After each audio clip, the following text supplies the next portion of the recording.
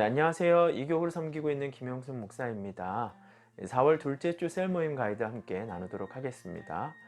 오늘 제가 셀모임 가이드를 올리기 전에 설교 한 편을 같이 올렸습니다. 네, 누가복음 12장 22절부터 34절까지의 말씀인데요. 저희가 보는 오늘 본문 마태복음 6장 25절부터 34절까지의 말씀과 병행 구절이기 때문에 함께 올렸습니다. 설교를 함께 또 들으시고 또 셀모임 가이드를 또 보시면서 풍성한 또 은혜를 누리시길 바랍니다. 네, 오늘 본문은 무엇보다도 우리가 삶에 있어서 자족함이 무엇인지를 또 깨닫게 되는 그런 본문입니다. 네, 오늘 본문에서 이렇게 이야기합니다. 무엇을 먹을까, 또 무엇을 마실까, 또 무엇을 입을까 걱정하지 말라라고 얘기합니다. 무엇을 먹는다라는 것, 또 무엇을 마신다라는 것, 또 그리고 무엇을 입는다라는 것은 우리 삶의 이 생존과 관련된 기본적인 욕구들이죠. 그런데 그러한 욕구들에 대해서 하나님은 걱정하지 말라라고 이야기합니다.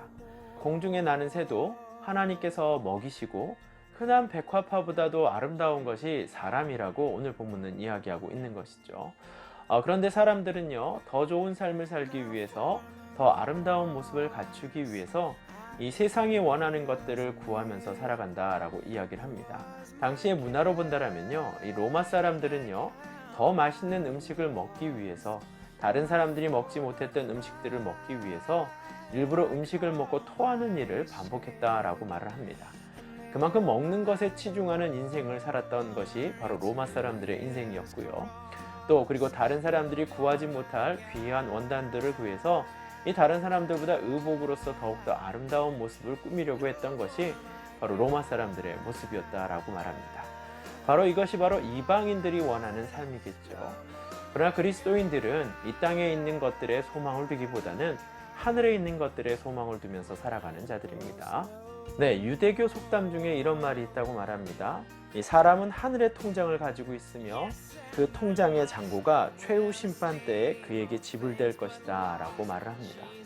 그가 어떻게 하늘의 보화를 쌓기 위해 노력하느냐에 따라서 이 하늘에서 그 상급이 다르다라고 이야기하는 것과 같을 것이겠죠.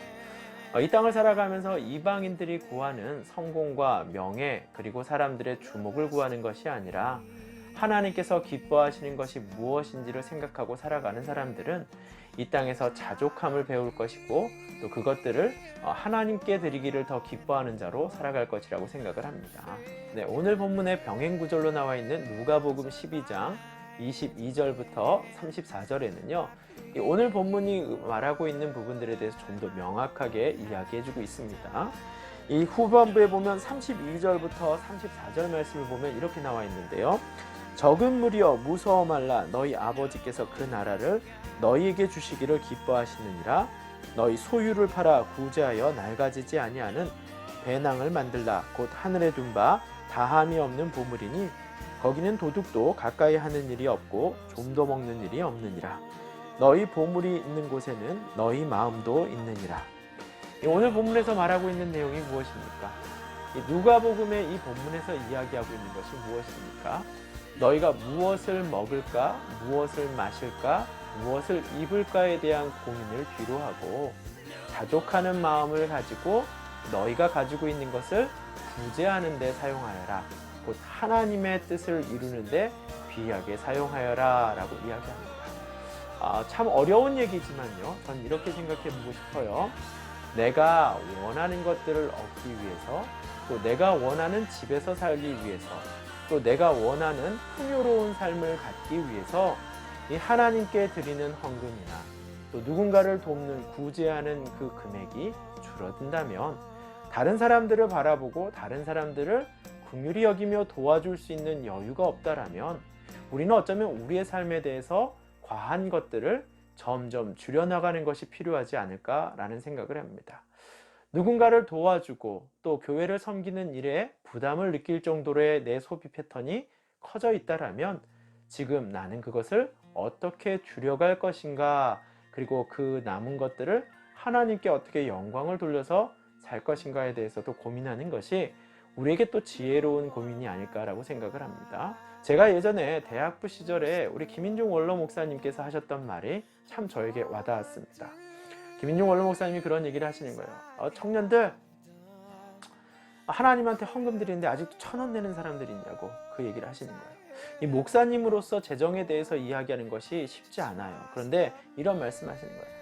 당신들은 아웃백 같은 데 가서 친구들과 몇만 원짜리 밥을 먹으면서 하나님한테 헌금 내는 데는 이 1,000원짜리 내면서 생색을 낸다고. 하나님 앞에 10,000원짜리 드리는 믿음을 갖는 자들이 되었으면 좋겠다, 이 말씀을 하셨는데, 예배 중에 그 설교를 듣는데 충격을 먹었어요. 왜냐하면 사실 저희가 그렇거든요. 내가 먹고 내가 마시고 내가 즐기는 데는 많은 돈을 쓰면서 하나님 앞에 헌금하는 데는, 하나님의 일에 대해서 돈을 쓰는 데는 생색내는 경우들이 참 많거든요. 물질이라는 것은 그래서 하나님의 일에 대해서 인색함 없이 사용할 줄 알아야 될 것이고, 섬기는 일에 대해서도 인색함이 없이 나누고 베푸는 것이 필요할 것입니다. 그것이 바로 돈에게 눌리는 우리 마음에서 자유로울 수 있는 방법인 것입니다. 하나님에게도 인색하지 않을 것이며 사람에게도 인색하지 않는 것, 하나님을 경외하고 이웃을 온전히 사랑하는 그 실천임을 여러분 깨달아 알고, 우리 주위에 혹여라도 어렵고 힘든 사람이 있다면, 또 우리 주위에 어떤 감사를 표현할 자들이 있다면 인색하지 않게 그들에게 베풀고 또 그들을 돕는 일에 함께하는, 이 코로나 시대 가운데 어렵고 힘든 자들을 더욱더 돌아볼 수 있는 우리 이교구 성도분들 되기를 간절히 소망합니다. 네, 오늘 본문에서 저는 이렇게 한번 질문을 던져보고 싶습니다. 내가 어렵고 힘들 때 이 뜻밖의 재정적으로 누군가에게 도움을 받았던 기억이 있는가?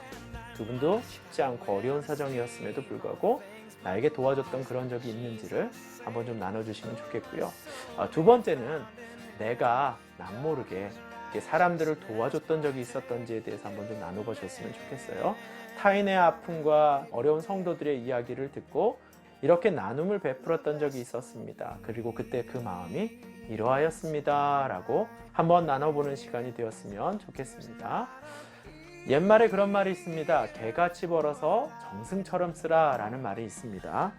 돈을 벌 때는 굳은 일, 힘든 일 마다하지 않고 열심히 하지만, 그러나 돈을 쓸 때는 떳떳하고 보람있게 쓰라 라는 말입니다. 우리의 재정, 하나님께서 주신 그 재정, 또 하나님께서 주신 내 환경과 조건들, 어떻게 여러분들은 타인과 나누실 수 있겠습니까? 그것이 바로 다른 사람들이 할 수 없는, 이방인들은 할 수 없지만 하나님의 백성들이 할 수 있는 일이라고 저는 생각을 합니다. 네, 이교구 전도대가 지금 열심히 또 전도 활동을 하고 있습니다. 특별히 셀별로 여러분들이 함께 참여해 주셔서 전도대의 활동이 힘들지 않도록 함께 동참해 주시면 감사하겠습니다. 네, 오늘도 함께 셀모임 가이드 나눠주셔서 감사하고요. 또 무엇보다도 제가 본문 가운데 설명해 드리지 못한 내용들은 이 설교를 통해서 더 많이 담고 있으니까요. 설교를 통해서 그 말씀을 들으시고 풍성한 은혜가 넘치는 셀모임 되기를 바랍니다. 감사합니다.